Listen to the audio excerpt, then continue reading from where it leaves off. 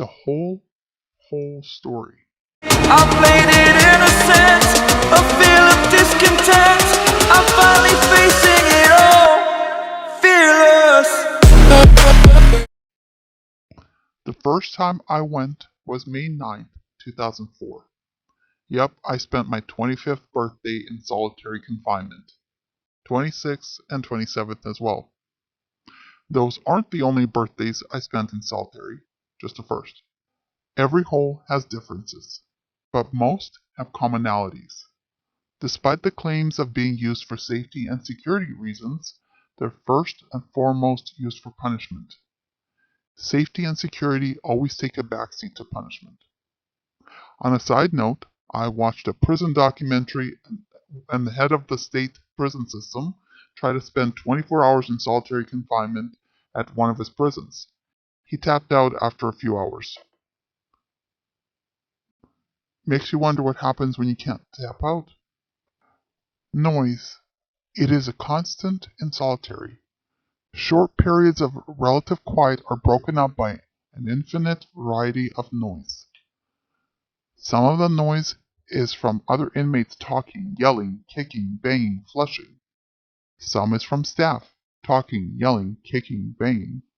And some is from mechanized doors rattling and banging open and close, all hours of the day and night. Other than that, it's quiet. Another pretty much universal concept is handcuffs. People in the hole have to be handcuffed during every movement from the cell and in every form of interaction. The excuse is safety and security, but again, that's untrue. It's more about dehumanization and punishment. When I was in the hole in jail, I got an hour out of my cell to shower and make a phone call. That hour was spent in handcuffs. A guard would come to my cell, open the small cuff port in the cell door, and cuff me up. Then he would leave the pod and hit the electronic door lock to open my door. Have you ever tried to get undressed, showered, and redressed in handcuffs? Ever talked on a corded phone with handcuffs? I got really good at it during the 2+ years in jail. My most recent stay in the hole was only 75 days. During that time, I was in handcuffs any time I left my cell, even when I was being processed out of the hole for release to population. Once I passed through the last gate, the cuffs were removed, and I was magically no longer a safety threat. Hand restraints aside, being housed in solitary restraints and retrains your mind and body. You're not the same afterwards and not changed for the better. Everyone responds differently, but nobody is unaffected. The solitude and lack of humane contact gets to some more than others. The loss of contact for me is more about those outside these walls. Those are who I care about. Not being able to call, email, or visit friends and family, it's hard. Nearly every time I'm in the hole, I lose complete contact with someone. Sending snail mail alone doesn't have the same impact on relationships and friendships. Odd as it may sound, days, weeks, months, and years disappear in there. Life in the hole is often naps and inactivity punctuated by meals. Wake for breakfast, wake for lunch, wake for dinner, repeat. Time blends together in strange ways, simultaneously slowing and yet vanishing. A day can seem like forever, but a month passes before you know it. Until you experience such, it may be hard to comprehend.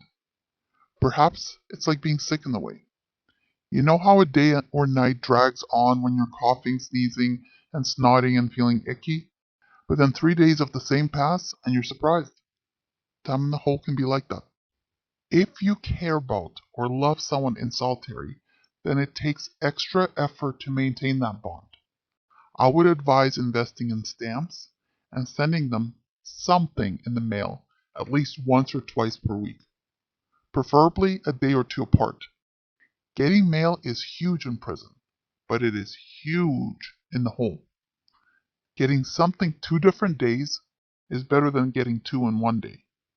Pictures, letters, articles, puzzles, newspaper, or magazine subscriptions. Whatever the facility allows, it all matters. If they can be sent books, that's very important. For most people, reading is one of the only things to do in the custody. You can only stare at the wall and play with yourself for so long before going blind and crazier. I can burn through a 600-page book in a day if I'm not careful. The books available in the whole library are limited, and you can end up having no choice but to read the same dumb book over and over. Most of the books available are ones that inmates donate. We can only donate what you out there send us. Maintaining a relationship or simply maintaining sanity in prison is like trying to grow corn in Alaska. Maintaining the same in the hole is like trying to grow bananas in Antarctica. While it can be done, most are not willing or able to make it happen.